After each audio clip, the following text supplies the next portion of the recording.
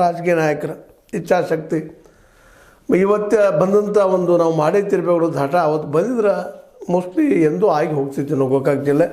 ಆದರೆ ಆ ದಿಶೆಯಲ್ಲಿ ನಮ್ಮದು ಬರಲಿಲ್ಲ.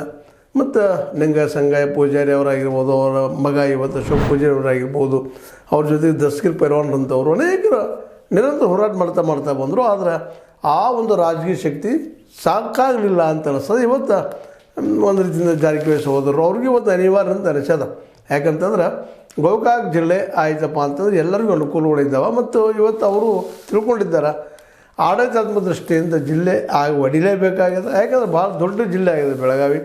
ಹೀಗಾಗಿ ಎಲ್ಲ ಕಡೆ ಒಬ್ಬರು ಹೋಗಿ ಮುಟ್ಟಿ ಕೆಲಸ ಮಾಡಿಸ್ಕೊಳ್ಳೋಕೆ ಸಾಧ್ಯ ಇಲ್ಲ, ಒಬ್ಬ SP ಒಬ್ಬ DC ಇಂದ. ಅದಕ್ಕೆ ಅಲ್ಲಲ್ಲೇ ಒಂದು ಸ್ವಲ್ಪ ಸಣ್ಣ ಸಣ್ಣ ಜಿಲ್ಲೆಗಳಾದ್ರೆ ಉತ್ತಮ ಆಗ್ತದೆ, ಅವ್ರಿಗೆ ಮನವರಿಕೆ ಆಗಿದೆ. ಇವತ್ತು ಅವರು ಸಹ ಅದರಲ್ಲೂ ಬಾಲಚಂದ್ರ ಜಾರಕಿಹೊಳಿ ಸತೀಶ್ ಅವ್ರಿಗೆ ಹೆಚ್ಚಿಗೆ ಒಂದಿಷ್ಟು ಆಸಕ್ತಿ ಜಿಲ್ಲೆಯನ್ನಾಗಿ ಮಾಡಲು ತೋರಿಸ್ತಾ ಇದ್ದಾರೆ ಅನ್ನೋದು ಅವರ ಬಿಹೇವಿಯರ್ದಿಂದ ಗೊತ್ತಾಗಲಿರ್ತದೆ.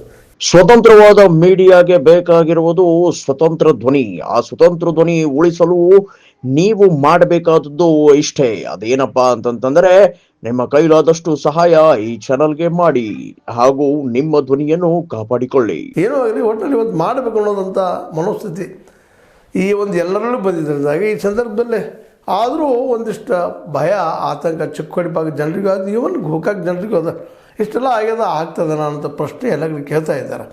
ಅದಕ್ಕೆ ಚಿಕ್ಕೋಡಿಯಲ್ಲೂ ಸಹಿತ ಮತ್ತು ನಿನ್ನೆ ಒಂದು ದೊಡ್ಡ ಸ್ಟ್ರೈಕ್ ಮಾಡಿ ಇಲ್ಲ ನಮ್ಮ ಜಿಲ್ಲೆ ಮಾಡಬೇಕು, ಜಿಲ್ಲೆಗಾಗಿ ಹೋರಾಟ ನಿಶ್ಚಿತವಾಗಿ ನಾವು ಮುಂದುವರಿಸ್ತೀವಿ. ಇದೇ ರೀತಿ ಮುಂದುವರೆದ್ರೆ ಮತ್ತು ಎಲ್ಲರ ಭೇಟಿಗೆ ಒಂದಾದ ಗೋಕಾಕ್ ಮತ್ತು ಚಿಕ್ಕೋಡಿ ಭಾಗದವರು ಡಿಸೆಂಬರ್ 31 ಘೋಷಣೆ ಆಗಲಿ.